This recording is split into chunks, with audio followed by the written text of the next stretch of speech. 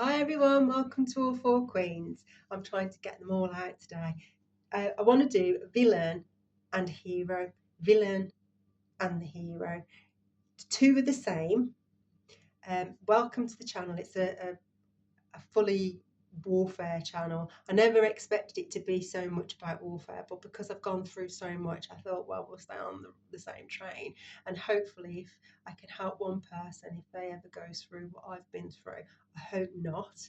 But they know that there are people out there that have been through it, and they're always welcome to reach out, should they be allowed to, obviously, because someone's controlling the narrative of my channel at the minute.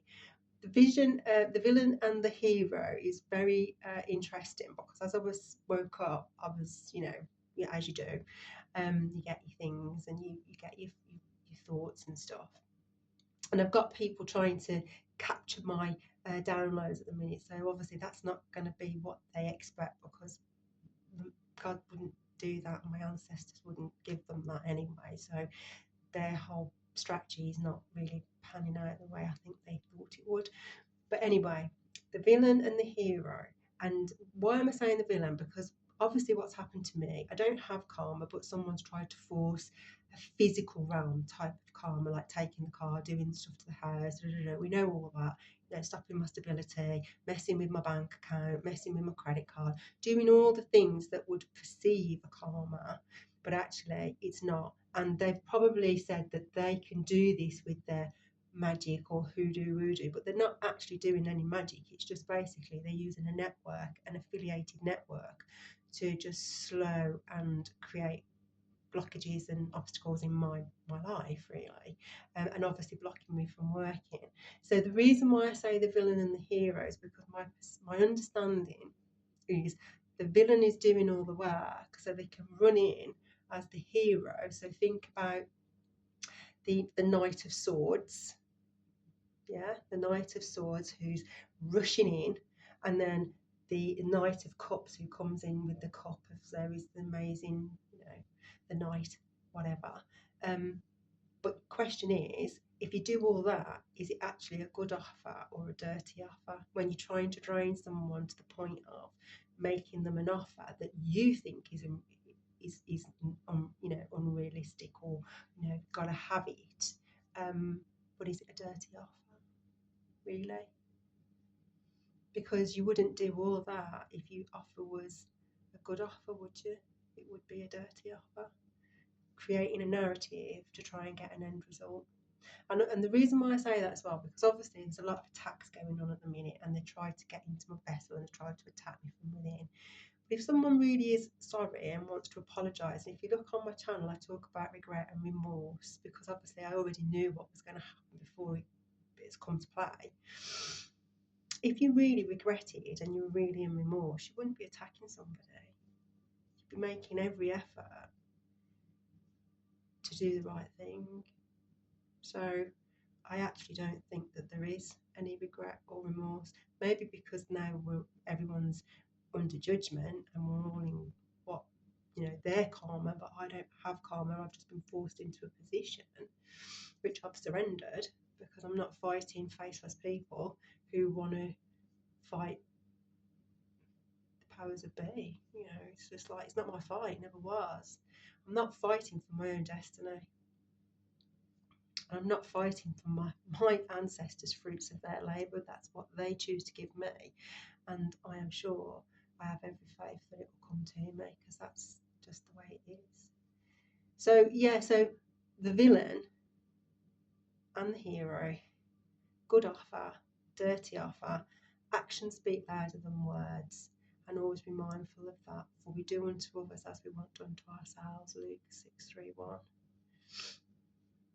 So yeah, and also, I don't need to fight because God will fight it anyway, and He already is. Because we're seeing so much karma around the world that what people chose to put out and not look at their own Akashic records, but too busy looking at everybody else's to see what was nice in there to be a pirate. Now everyone's feeling the ramifications of that. Divine retribution is in play now. And I'm grateful that it is, because I think there are so many people on the physical realm who had such a massive privilege to try and put this world right as best they could, and they chose to use it for self gratification rather than service of others.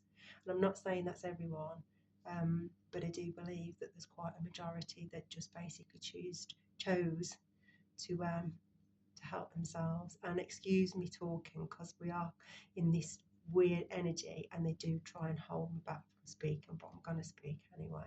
And whoever sees my channel sees my channel, and if I save one person to at least get them to think differently, that's what I'm here for. I'm not here to tell you what to do, I'm here to give you a choice. And that's one of the reasons why the channel has been sort of hidden and only so many people can see it, because I don't think they want people to have choice, whereas I want a world of choice. I want a world of faith over fear, choice over control, and freedom to speak. You know, why shouldn't we? And also, I want a world where everybody has an opportunity to be prosperous, not people who are trying to control who can work and who can't work and affect people's stability. That's not how God set the world out to be. That's man, which is why do not love the world, because that's how man is trying to control the world. God isn't about that. God's about love and giving for everybody. All he asks is for obedience. You know, treat people how you want to be treated. I don't think there's anything wrong in that, and I don't actually think you need to be of God if you don't want to be. But I think common sense prevails, doesn't it? You know, treat people how you want to be treated, and you can't go wrong. So the villain and the hero, and then attacking me to try and break down my confidence and my, you know, my whole being, just so that they can rush in with an offer. You gotta ask yourself: is it a good offer or is it a dirty offer?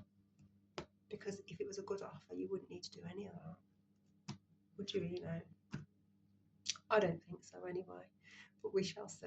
So, one for the diary, I guess, and one for food for thought for other people.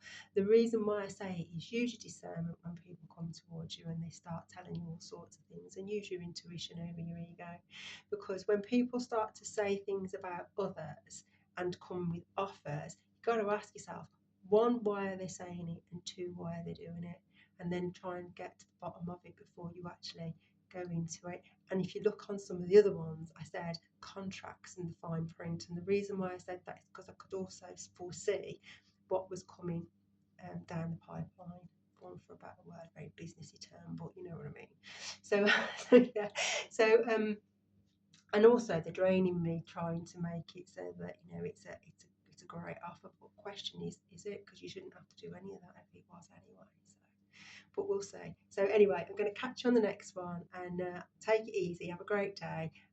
Sending much love and a lot of healing to anybody that actually appreciates it and needs it. See you on the next one. Bye.